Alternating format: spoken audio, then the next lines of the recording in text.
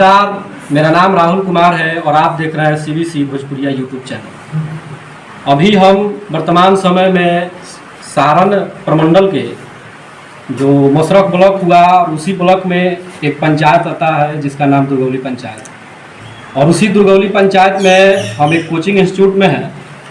और जैसा कि आप सभी को पता होगा कि कल हमारे बिहार बोर्ड का 12वीं का रिजल्ट प्रकाशित हुआ और इस बार बिहार बोर्ड में लगभग 12,25,729 विद्यार्थियों ने भाग लिया। और ये बहुत बड़ी उपलब्धि होगी हमारी बिहार बोर्ड की कि मात्र कॉपी जांच शुरू होने के 19 दिन के अंदर में रिजल्ट प्रकाशित किया और लगातार चौथी बार इस देश में सबसे पहले रिजल्ट प्रकाशित करने का रिकॉर्ड बरकरार रखा। ये चौथा साल, और इसके लिए जो हमारे बिहार बोर्ड के अध्यक्ष हैं आनंद किशोर जी, उनको मैं हृदय से धन्यवाद देना चाहूँगा कि उन्होंने जो इस जर्जर व्यवस्था, पहले 3-3 महीना लग जाता था एग्ज़ाम का जो रिजल्ट प्रकाशित होने में, और बच्चों को बहुत सुविधा दी गई कि इस बार लगभग साल 2 साल से, अगर कोई डाटा हमसे मिस हो रहा है तो माफ़ कीजिएगा, कि ऑब्जेक्टिव जो प्रश्न थे उसको 50% ऑब्जेक्टिव कर दिया गया। उसमें कोरोना के चलते विद्यार्थियों का जो ऑप्शन दिया गया उसमें 50 क्वेश्चन के जगह 100 क्वेश्चन ऑब्जेक्टिव दिया गया। इससे रिजल्ट में काफ़ी सुधार हुआ और परीक्षार्थियों को भी काफ़ी सहूलियत मिली। इसी के क्रम में हम अपने आए हैं दुर्गौली कोचिंग में, एक कोचिंग इंस्टीट्यूट है वहीं पे, और बच्चों से कुछ बात करना चाहेंगे, यहाँ के शिक्षकों से कुछ बात करना चाहेंगे और उनकी जो कड़ी मेहनत है, कैसे वो लोग मेहनत किए और अपने जो ये सफलता है, इस सफलता का श्रेय किसको देना चाहेंगे, उसी के बारे में हम लोग बच्चों से, शिक्षकों से बातचीत करेंगे और अपने YouTube चैनल पर आप लोगों के समक्ष प्रस्तुत करेंगे। अभी हम आ चुके हैं STC एकेडमी में, जो अवस्थित है दुर्गौली ग्राम में, और इसके डायरेक्टर है जयराम पांडे जी, जो कि माघर हाई स्कूल के पूर्व प्राचार्य भी रह चुके हैं, और कोऑर्डिनेटर है संजय सर। इन्हीं लोगों के द्वारा इस इंस्टीट्यूट का संचालन किया जाता है। इस इंस्टीट्यूट के जो भी बच्चे इस बार 12वीं के एग्जाम में सफल हुए हैं वो लोग आपके समक्ष हैं, और इन लोगों से हम बातचीत करेंगे और अपने YouTube चैनल के माध्यम से रखेंगे। फिर हम इस इंस्टीट्यूट के जो डायरेक्टर हैं जयराम पांडे जी और जो कोऑर्डिनेटर हैं संजय सर, तथा अन्य भी जो शिक्षकगण यहाँ पे मौजूद होंगे, उन लोगों से भी हम अपने बातचीत अपने YouTube पर रखेंगे। सबसे पहले हमारे सामने बैठे हुए हैं, क्या नाम हुआ? राजनंदन। बैठे रहिए, कोई बात नहीं। राजनंदन कुमार, इस बार 12वीं एग्जाम में कितना मार्क्स आया? 71। तो इस बार जब आप यहाँ पे आते थे, टीचर लोग जो आपको पढ़ाते थे, कैसा आपका कैसा मतलब महसूस हुआ? पढ़ाई जो था, इन लोगों का पढ़ाने का जो तरीका था, टफ लग रहा था या लग रहा था कि बस पढ़ाई एकदम बहुत ही लोग, इनकी जो पढ़ाने का शैली है, कैसा लगा आपको? बहुत अच्छा लगा। बढ़िया लगा ना? आप अपना सफलता का जो श्रेय है सबसे पहले किसको देना चाहें? रोहित सर। रोहित सर काफ़ी पसंद करते हैं आप उनको। चलिए, आगे आपको क्या लक्ष्य है? आगे तो मतलब किस फील्ड में जाना चाहेंगे आप? डिफेंस की प्रिपरेशन करेंगे। और भी इधर बच्चियाँ भी है, अभी फिलहाल हम जो छात्र हैं उनसे बात करें। आपका नाम? मेरा नाम सबसे पहले अंकित कुमार है। अंकित कुमार, कितना मार्क्स आया इस बार 12वीं में? हमारा मार्क्स आया है 50%। 50%। कौन से? Science, art, commerce? कौन सा? साइंस। साइंस है। मेन में आपका मैथ, बायो? मैंने बायो था। बायो था। आप कौन से का? इसी का दुर्गौली के? नहीं, हम बड़ौली पंचायत के। बड़ौली से। चलिए, उसके बाद एक और विद्यार्थी, आपका नाम क्या होगा? कितना मार्क्स है आपका? 60%। Science, art, commerce? साइंस है। चलिए, ठीक है। और भी छात्राएं हैं, इन लोगों से भी हम बात करना चाहेंगे और इनका भी जो परसेंटेज मार्क्स या जो भी है, इनका जो प्रिपरेशन का तरीका था कैसा था, हम अपने चैनल के माध्यम से रखेंगे। क्या नाम हुआ? साक्षी कुमारी। कितना मार्क्स आया इस बार? 67%। Art, commerce, science? क्या था? साइंस। यहाँ पे जितने भी सब साइंस के ही हैं? आर्ट्स के भी। आपका क्या नाम है? सुहानी कुमारी। कितना मार्क्स है आपका? 64%। 64%। और सबसे हाईएस्ट मार्क इसमें किसका है? साइंस वाले में सबसे ज़्यादा 70 अबव किसी का 70 अबव है? Deepshikha Kumar science art commerce की साइंस है ना।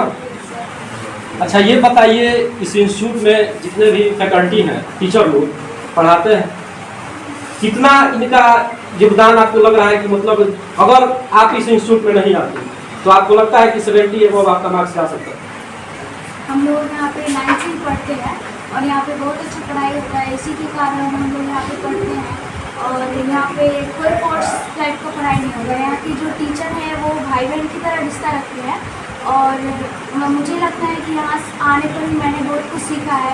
शिष्टाचार से लेकर यहाँ पे पढ़ाई के सिवाय शिष्टाचार और बहुत सी बातें सोसाइटी वाली जितनी भी बातें होती है वो सब यहाँ पे बताई जाती है। यानी कह सकते हैं कि जो विषय वस्तु का ज्ञान है उसके अलावा जो नैतिक शिक्षा जिसको कहते हैं, सामाजिक ज्ञान जिसको कहते हैं, वो भी हमारे यहाँ जो फैकल्टी हैं उनके द्वारा बच्चों को दिया जाता है और ज़रूरी भी है। कहीं ना कहीं अगर सामाजिक ज्ञान के बिना अब है कितना भी आप विषय वस्तु वाला ज्ञान ले लीजिए वो कहीं ना कहीं कम पड़ जाए। आप इसके आगे आपका क्या प्लान है, किस फील्ड में जाना चाहेंगे, क्या बनना, आप अपना सफलता का जो श्रेय है किसको देना चाहेंगे? यहाँ के सभी शिक्षकगण को, यहाँ के सभी शिक्षक हमारे लिए बहुत प्रयासनीय है। तो यहाँ के मेरे जितना भी परसेंटेज है वो सब यहाँ के सभी शिक्षकगण हैं। अच्छा सिर्फ इस बार 12वीं का एग्जाम दिए हैं, कितना मार्क्स है? 65.8 साइंस आर्ट कॉमर्स कौन सा? साइंस। अच्छा ये बताइए आपको यहाँ पढ़ के क्या लगा कि मतलब ये इंस्टीट्यूट है, इसमें आने के विशेष क्या है इस इंस्टीट्यूट में? बहुत अच्छे से पढ़ाया गया है और यहाँ के जो लोकल एरिया के जो बच्चे हैं वो मशरक नहीं जा पाते हैं, इसलिए यहाँ पे ये संस्था है। ये मशरक जो बच्चे हैं जो बहुत दूर पड़ता है तो इस इंस्टीट्यूट में बहुत अच्छे से, यानी कि लगभग 5 किलोमीटर साइकिल चलाकर सुबह में मॉर्निंग में जाना आना, उससे बेटर है कि आप अपने गांव में ही जो यहाँ पे इंस्टीट्यूट खुला है लोकल है, अगर अच्छा यहाँ पे पढ़ाई कराया जा रहा होगा तभी बच्चे ऐसा कह रहे होंगे। आपका क्या नाम है? Anish. Science art commerce arts. कितना मार्क्स है? 69। कौन कौन सा सब्जेक्ट था आर्ट्स में आपका? History, geography, political, political science था मतलब पॉलिटिकल साइंस। आपका क्या नाम है? आप कौन से संकाय से? हम तो साइंस है। साइंस से। कितना मार्क्स आया? 65। 65। और आपका? दोनों आदमी 12वीं का इस बार एग्जाम दिए, कितना मार्क्स आया? आपका 55। आर्ट कॉमर्स साइंस कौन सा आपका है? आर्ट से। आप आर्ट्स। आपका क्या नाम है? कितना मार्क्स है आपका? कितना मार्क्स है आपका? 70%। थोड़ा आप इधर आ जाइएगा।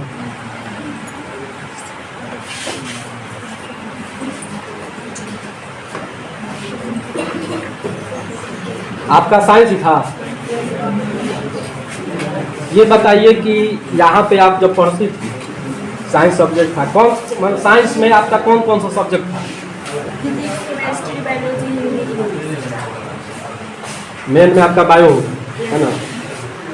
तो यहाँ पे जब आप पढ़ती थी तो क्या लगता था कि इस बार जो आप एग्जाम देंगे, क्योंकि बिहार बोर्ड में 70 अबव लाना मतलब स्टूडेंट का जो माना जाता है अच्छा स्कोर माना जाता है, तो आपको समझ लग रहा था कि हम इस पढ़ रहे हैं तो हमारा 70% मार्क्स आ जाएगा? विश्वास था अपने पर? विश्वास था कि आपको जो गुरुजन पढ़ा रहे थे उन पर विश्वास था?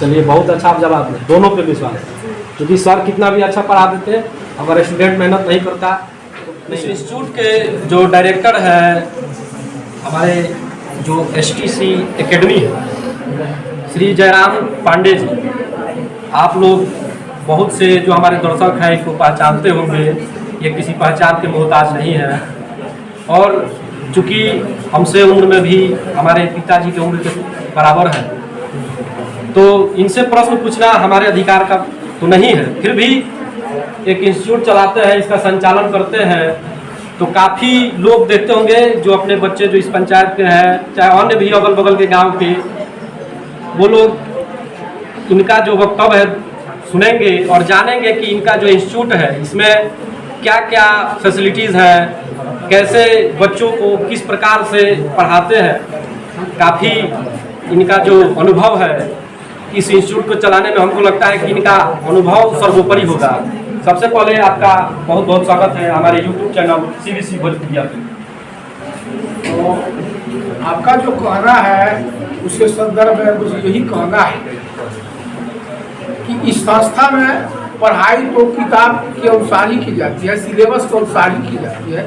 सबसे बड़ी बात यह है कि किसी भी इंस्टीट्यूट में या किसी भी सरकारी संस्था में या प्राइवेट संस्था में उसमें सामाजिक ज्ञान जो होता है, नैतिक ज्ञान जो होता है, उस पर कम ध्यान दिया जा रहा है, जिसके चलते आज के छात्र छात्राएं, अभिभावक, गुरुजन या अपने से आदर्श व्यक्तियों का या अपने से श्रेष्ठ व्यक्तियों का मान सम्मान में कभी दिखाई पड़ रहा है। तो सबसे पहले यहाँ पर नैतिक शिक्षा बार बार दी जाती रहती है कि बच्चे आपको घर में, परिवार में, संस्था में कैसे रहना है, कैसे कैसे आपको पता लेना। कुछ नहीं वाला था कि चूँकि आप तो एक सरकारी स्कूल के जो विद्यालय है, हाई स्कूल कहते हैं, उच्च विद्यालय, उसके प्राचार्य बन चुके हैं। मैं पूछने वाला था कि आपका जो ये इंस्टीट्यूट है प्राइवेट है, इसमें गरीब बच्चों के लिए या जिनके माता पिता नहीं है उनके लिए आप कुछ विशेष व्यवस्था रखेंगे? बिल्कुल बिल्कुल। इस संस्था एक वैसी संस्था है कि जो ही विद्यालय में इस संस्था में पढ़ने के लिए बच्चे आते हैं तो मैं उनसे उनकी आर्थिक स्थिति के बारे में पूछता हूँ। यदि ये बच्चे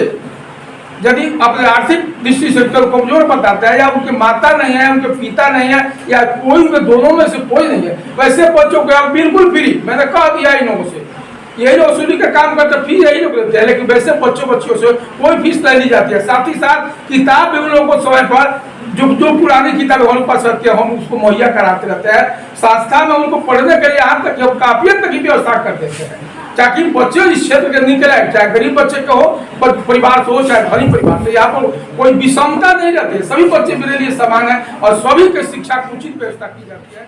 इस STC इंस्टीट्यूट के जो कोऑर्डिनेटर हैं संजय सर, वो लोग हमारे बीच मौजूद हैं और हम इनसे इस इंस्टीट्यूट के डेवलपमेंट और बच्चों के मेंटली ग्रोथ के बारे में जानेंगे और भी जानना चाहेंगे कि जो इनके अंदर जो ज्ञान की बातें हैं, जो भी इनके अंदर शिक्षा है, बच्चों के बीच कैसे प्रसारित करते हैं, इनसे जानना चाहेंगे। सबसे पहले सर आपका स्वागत है हमारे YouTube चैनल CBC भोजपुरिया पे। आप अपना एक बार नाम बताइए। Sanjay Pandey, science teacher. मैं बायोलॉजी और केमिस्ट्री पढ़ाता हूँ। सर बायोलॉजी और केमिस्ट्री पढ़ाते हैं? 11वीं 12वीं 9वीं 10वीं। हाँ। सर जब बच्चों के आप पढ़ाते हैं, बच्चे चूँकि 11th में 9वीं 10वीं के बहुत कम उम्र के होते हैं, 14 साल 15 साल 16 साल, मैक्सिमम जो होते हैं 17 साल 18, इससे ज़्यादा कोई नहीं। सर बताइए इतने मतलब जो इसको टीनेजर बोलते हैं हम लोग, किस तरह से इन लोगों को आप समझा पाते हैं? सिलेबस जो है कैसा, मतलब पढ़ाते समय आपको कैसा लगता है बच्चों को? सबसे पहले बच्चे आते हैं तो उसको मन की भावना को हम लोग पकड़ लेते हैं। 1 से 2 दिन के बाद बच्चे के मनोवैज्ञानिक जो कारण होते हैं उसको पकड़ लेते हैं। उसके अनुसार धीरे धीरे बच्चों को पढ़ाई के स्तर में लाते हैं, एजुकेशन के तरफ, क्योंकि बच्चे एक बार कुछ भी नहीं सीख पाते, इसीलिए इसको धीरे धीरे रास्ते पर लाते हैं और एक ऐसा समय आता है कि इसको शिक्षा के अग्रसर रास्ते पर इसको ले चलते हैं कि धीरे धीरे आगे की तरफ। सबसे सुपरस्टार टीचर बच्चों को हम यहाँ पे पूछे कि आप लोग का फेवरेट, मतलब आपका एजुकेशन में सबसे अच्छा है, तो डायरेक्ट नाम रखे रोहित सर का। उनसे हम अपने चैनल पे बात करेंगे और वो किस तरीका से बच्चों के बीच में छाए हुए हैं, ये रहस्य हम आज जानते रहे। हमारे बीच मौजूद है इस इंस्टीट्यूट के सबसे हमारे युवा टीचर, हमारे सहपाठी भी रह चुके हैं, एक ही कक्षा में हम लोग पढ़ाई किए हैं डुमडुमा स्कूल में।